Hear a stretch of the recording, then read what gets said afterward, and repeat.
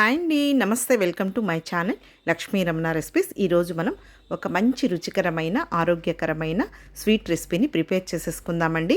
అదేంటంటే పచ్చి కొబ్బరితో బర్ఫీ అండి. చాలా టేస్టీగా మనం ఈజీగా ప్రిపేర్ చేసేసుకోవచ్చు. మామూలుగా మనం పండుగలప్పుడు అలాంటప్పుడు కొబ్బరికాయలు కొడుతూ ఉంటాం కదా అండి, అలాంటప్పుడు పచ్చి కొబ్బరి ఎక్కువగా ఉంటుంది. సో ఈ విధంగా మనం కొబ్బరితో బర్ఫీ చేసుకున్నామంటే చాలా టేస్టీగా ఉంటుంది. కాబట్టి ఎలా తయారు చేసుకోవాలో చూసేద్దామండి. ముందుగా ఇక్కడ నేను ఒక మీడియం సైజ్ కప్పు పచ్చి కొబ్బరి తురుము తీసుకున్నానండి. కావాలంటే మీరు మిక్సీలో కూడా వేసేసుకోవచ్చు. ఇక్కడైతే నేను తురిమేశాను. ఆ వెనకల బ్లాక్ది కూడా నేను తీయకుండా అలాగే డైరెక్ట్గా తురిమేశానండి. ముందుగా స్టవ్ వెలిగించుకొని ప్యాన్ పెట్టేసుకోవాలి.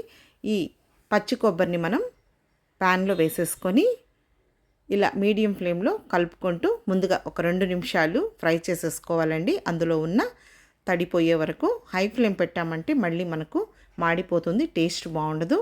ఇప్పుడు ఒక 3/4 కప్పు చక్కెర తీసుకున్నానండి, సరిపోతుందండి. ఒక కప్పుకి 3/4 కప్పు అయితే చక్కెర. మీకు ఇంకా స్వీట్ కావాలనుకోండి 1 కప్పు కూడా వేసుకోవచ్చండి. కానీ మరి ఒక కప్పు వేసామంటే ఎగుటని అనిపిస్తుందండి. 3/4 కప్పు అయితే కరెక్ట్గా సరిపోతుందండి.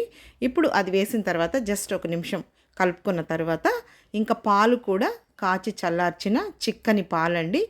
పాలు కూడా ఒక 3/4 కప్పు అయితే సరిపోతుందండి.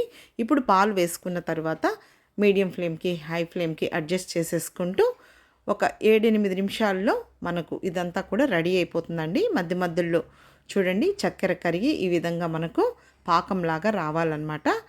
మనము అలాగే వదిలేయకుండా మధ్య మధ్యలో ఇలా కలుపుకుంటూ హై ఫ్లేమ్కి మీడియం ఫ్లేమ్కి అడ్జస్ట్ చేసేసుకుంటూ దీన్ని మనం ఉడికించుకోవాలండి.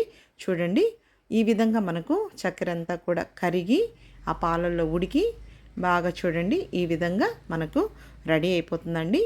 ఇప్పుడు ఇందులో చివరగా 1 టేబుల్ స్పూన్ నెయ్యి వేసుకోవాలి. చాలండి, మరి ఎక్కువేం అవసరం లేదు. 1 టేబుల్ స్పూన్ నెయ్యి అయితే ఈ క్వాంటిటీకి సరిపోతుంది. అలాగే మిక్సీ జార్లో కొద్దిగా చక్కెర వేసేసుకొని ఒక 5-6 ఇలాచీలని వేసేసుకొని చూడండి మిక్సీ పట్టేసుకొని యాలక్కాయ పొడిని కూడా వేసేసుకోవాలండి. ఇలా ఇలాచీ పౌడర్ వేసుకుంటే బర్ఫీలో టేస్ట్ అనేది చాలా బాగుంటుంది. ఇంకా మనం ఇలాచీ పౌడరు నెయ్యి వేసిన తర్వాత మళ్ళీ కొద్దిగా దగ్గర పడే వరకు కుక్ చేసేసుకోవాలండి. చూడండి ఇప్పుడు మనకు పెనానికి అంటుకోకుండా ఈ విధంగా విడిపోతుందండి. అందుకే మనం హై ఫ్లేమ్ పెట్టకుండా మీడియం ఫ్లేమ్లోనే కుక్ చేసేసుకోవాలి. ఇప్పుడు స్టవ్ ఆఫ్ చేసేసుకొని ఒక ప్లేట్లో కొద్దిగా నెయ్యి రాసేసుకోవాలండి. ఇప్పుడు మనం తయారు చేసుకున్న ఈ బర్ఫీని అంతా కూడా ఈ విధంగా ప్లేట్లో వేసేసుకొని కొద్దిగా పలుచగా చేసేసుకోవాలండి. ఇప్పుడు ఇదంతా వేసిన తర్వాత మనం ఇలా గరిటెతో ఇదంతా కూడా ఈవెన్గా అంతా స్ప్రెడ్ చేసేసుకోవాలి. ఇదంతా కూడా మనం వేడిగా ఉన్నప్పుడే ప్లేట్లో వేసేసుకొని చూడండి ఈ విధంగా అంతా కూడా నీట్గా సెట్ చేసేసుకోవాలి.